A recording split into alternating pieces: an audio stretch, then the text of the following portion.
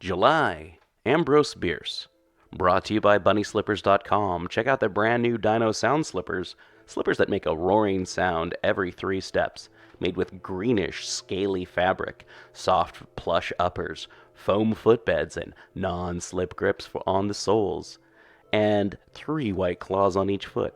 One size fits most, up to women's 10.5, men's 8. Footbed measures 10.5 inches. Check out Dave's Corner of the Universe every last Tuesday of the month, part of our monthly Cthulhu Mythos and other weirdness episodes, or go to his blog at davescorneroftheuniverse.wordpress.com.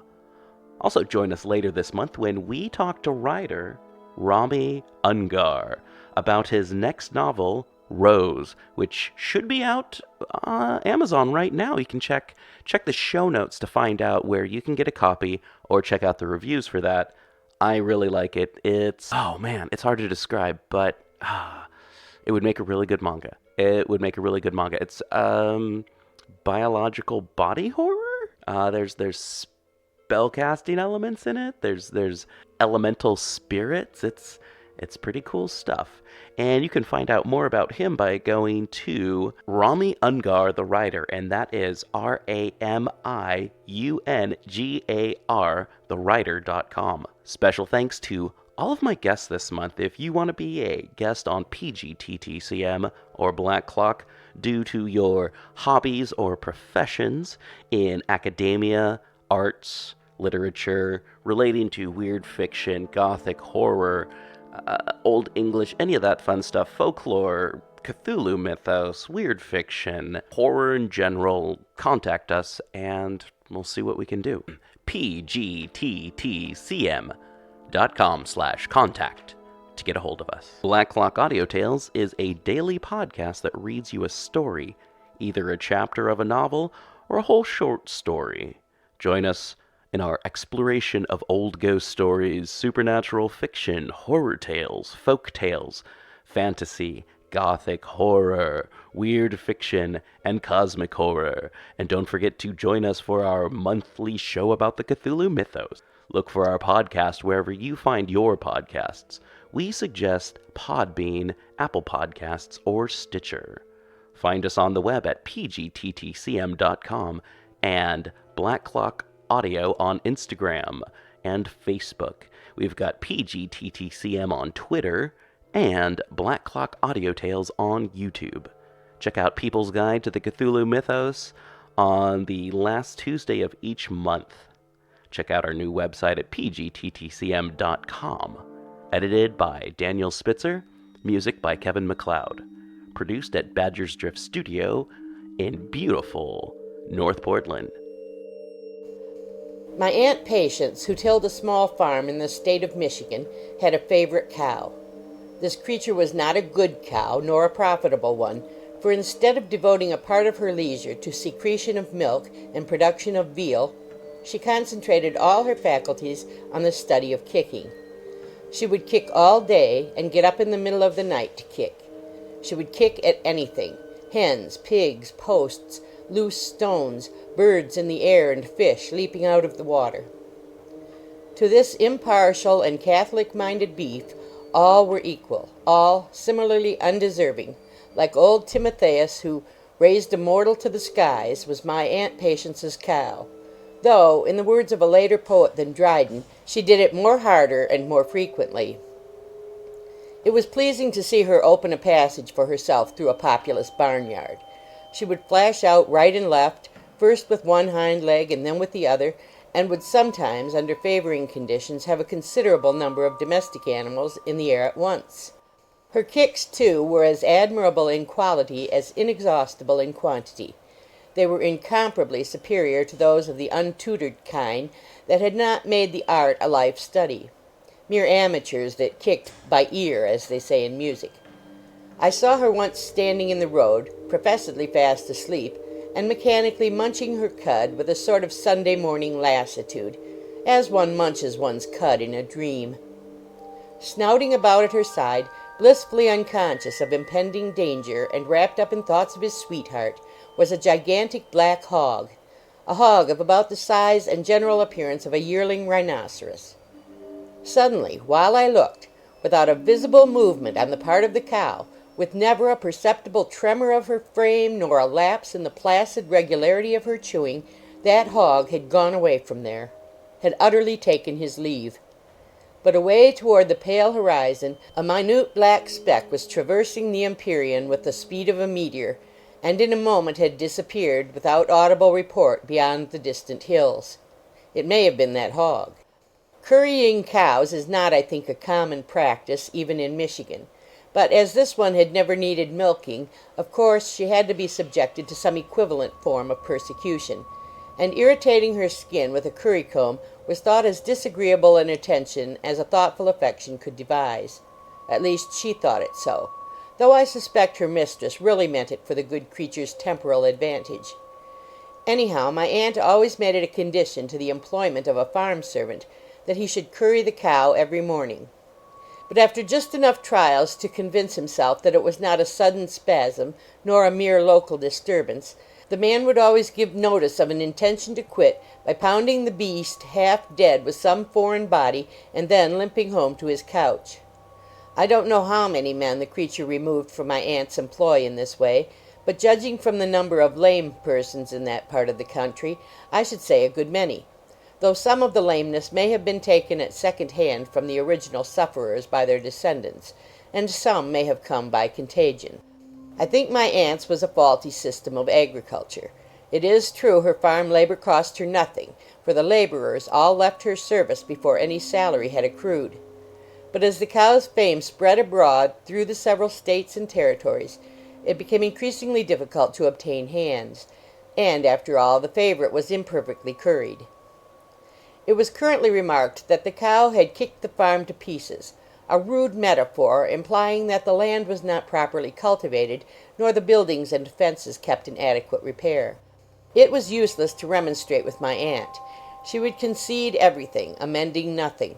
Her late husband had attempted to reform the abuse in this manner, and had had the argument all his own way until he had remonstrated himself into an early grave, and the funeral was delayed all day until a fresh undertaker could be procured, the one originally engaged having confidently undertaken to curry the cow at the request of the widow. Since that time my Aunt Patience had not been in the matrimonial market. The love of that cow had usurped in her heart the place of a more natural and profitable affection. But when she saw her seeds unsown, her harvests ungarnered, her fences overtopped with rank brambles, and her meadows gorgeous with the towering Canada thistle, she thought it best to take a partner. When it transpired that my Aunt Patience intended wedlock, there was intense popular excitement. Every adult single male became at once a marrying man. The criminal statistics of Badger County show that in that single year more marriages occurred than in any decade before or since, but none of them was my aunt's. Men married their cooks, their laundresses, their deceased wives' mothers, their enemies' sisters, married whomsoever would wed, and any man who, by fair means or courtship, could not obtain a wife, went before a justice of the peace and made an affidavit that he had some wives in Indiana. Such was the fear of being married alive by my Aunt Patience. Now, where my aunt's affection was concerned, she was, as the reader will have already surmised, a rather determined woman, and the extraordinary marrying epidemic having left but one eligible male in all that county, she had set her heart upon that one eligible male. Then she went and carted him to her home. He turned out to be a long Methodist parson named Huggins. Aside from his unconscionable length, the Reverend Berosus Huggins was not so bad a fellow, and was nobody's fool. He was, I suppose, the most ill-favored mortal, however, in the whole northern half of America. Thin, angular, cadaverous of visage, and solemn out of all reason. He commonly wore a low-crowned black hat, set so far down upon his head as partly to eclipse his eyes and wholly obscure the ample glory of his ears. The only other visible article of his attire, except a brace of wrinkled cowskin boots, by which the word polish would have been considered the meaningless fragment of a lost language, was a tight-fitting black frock-coat, preternaturally long in the waist, the skirts of which fell about his heels, sopping up the dew. This he always wore snugly buttoned from the throat downward. In this attire he cut a tolerably spectral figure. His aspect was so conspicuously unnatural and inhuman that whenever he went into a cornfield the predatory crows would temporarily forsake their business to settle upon him in swarms, fighting for the best seats upon his person by way of testifying their contempt for the weak inventions of the husbandman. The day after the wedding my Aunt Patience summoned the Reverend Berosus to the council chamber and uttered her mind to the following intent. "Now, Huggy, dear, I'll tell you what there is to do about the place. First, you must repair all the fences, clearing out the weeds and repressing the brambles with a strong hand. Then you will have to exterminate the Canadian thistles, mend the wagon, rig up a plow or two, and get things into ship-shape generally. This will keep you out of mischief for the better part of 2 years. Of course, you will have to give up preaching for the present. As soon as you have— Oh, I forgot poor Phoebe. Mrs. Huggins," interrupted her solemn spouse, "I shall hope to be the means, under Providence, of effecting all needful reforms in the husbandry of this farm. But the sister you mention, I trust she is not of the world's people. Have I the pleasure of knowing her? The name, indeed, sounds familiar, but—" "Not know Phoebe!" cried my aunt with unfeigned astonishment. "I thought everybody in Badger knew Phoebe. Why, you will have to scratch her legs every blessed morning of your natural life."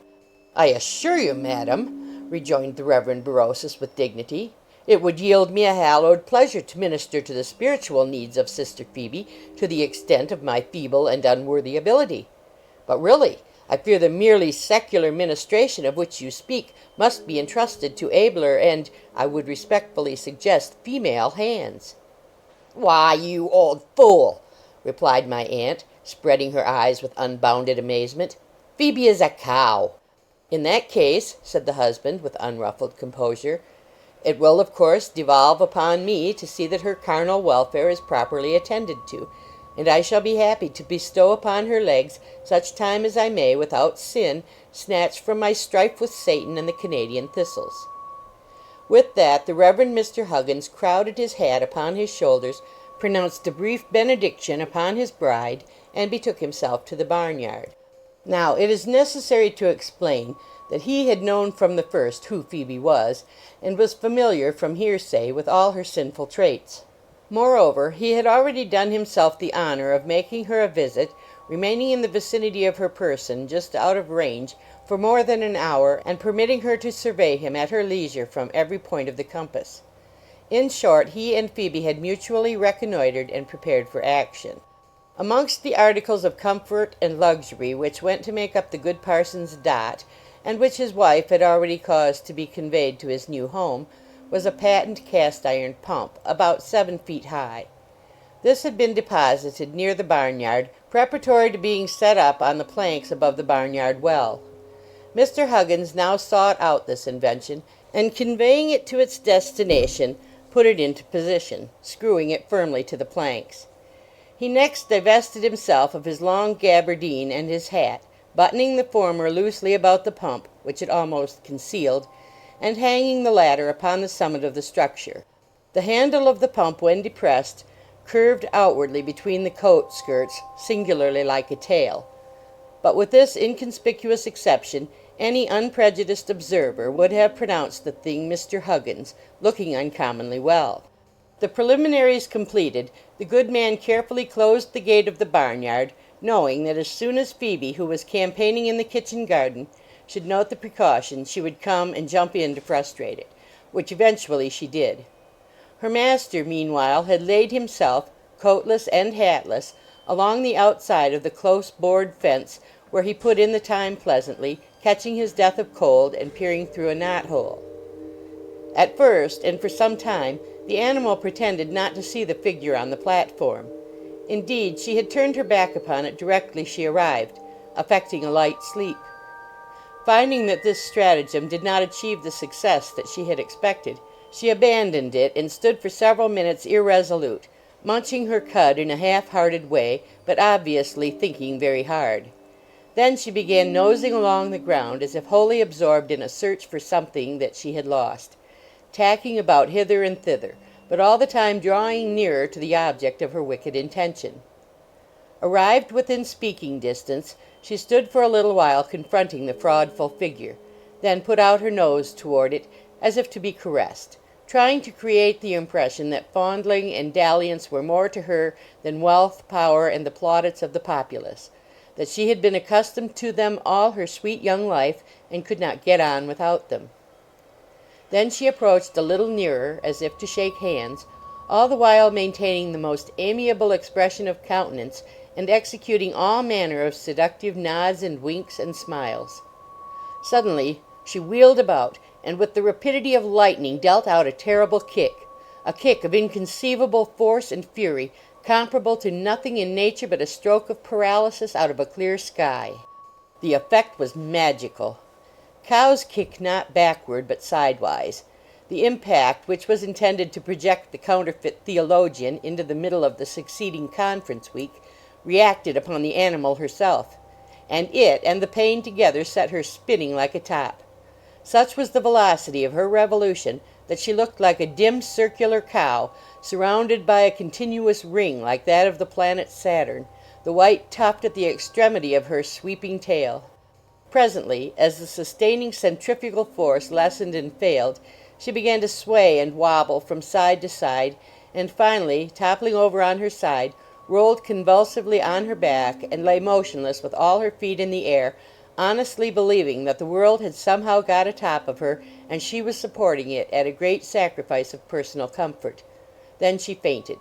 How long she lay unconscious she knew not, but at last she unclosed her eyes, and catching sight of the open door of her stall, more sweet than all the landscape smiling near, she struggled up, stood wavering upon 3 legs, rubbed her eyes, and was visibly bewildered as to the points of the compass. Observing the iron clergyman standing fast by its faith, she threw it a look of grieved reproach, and hobbled heartbroken into her humble habitation, a subjugated cow. For several weeks Phoebe's right hind leg was swollen to a monstrous growth, but by a season of judicious nursing she was brought round all right, as her sympathetic and puzzled mistress phrased it, or made whole, as the reticent man of God preferred to say. She was now as tractable and inoffensive in her daily walking conversation, Huggins, as a little child. Her new master used to take her ailing leg trustfully into his lap, and for that matter might have taken it into his mouth if he had so desired. Her entire character appeared to be radically changed, so altered that one day my Aunt Patience, who, fondly as she loved her, had never before so much as ventured to touch the hem of her garment, as it were, went confidently up to her to soothe her with a pan of turnips. Gad! How thinly she spread out that good old lady upon the face of an adjacent stone wall! You could not have done it so evenly with a trowel. End of Curried Cow by Ambrose Bierce.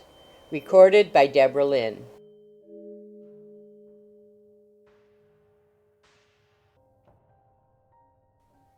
Hey everyone, thanks for listening. Help support the show and keeping it paywall free by going to paypal.me/pgttcm and donate $1 or $5 or whatever you feel, or go to pgttcm.podbean.com and hit that patron button. That will set you up with donating on the regular if you want to keep this show going, if you want to hear 2 episodes of People's Guide to the Cthulhu Mythos a month, or if you want to hear better stories, higher quality stuff on the, monthly readings. We'll see what we can do. Okay, so, you can rate, review, and subscribe wherever you find your podcasts. And we just want to say, check out Podbean. It's straight from the source. Apple Podcasts and Stitcher. So next month is going to be August Derleth. Send us any mythos stories that you've written yourself. And we're going to be talking about August Derleth and Arkham House Publishing. Month after that, we're going to have Bronte. So, Andrew Grace is going to be here for that. He's going to be here, probably a lot. October, we're going to have spooky stories, and that's just going to be all kinds of different ghost stories and spooky stories. And then in November, we're going to be going with old English stories, so expect some Beowulf. All right, everyone, thanks again for listening so much, and I hope your podcast that's coming up next is good. And not like a whole bunch of the ends of podcasts that you're like, oh, I don't want to listen to the person at the end talk about stuff. And then you skip. And then like at the end of the week, you have like all these ends of all these little podcasts and stuff. I always hear myself in those because I'm like, I don't want to listen to myself try and tell myself to help the show get better. Anyway, thanks a lot for listening. If you got all the way to this part, high fives. Send me a link. I mean, not send me a link. Send me a message on Facebook or Twitter or something and said, hey, I got all the way to the end of episodes. Hashtag high five. Anyway, you're the best. Keep on going.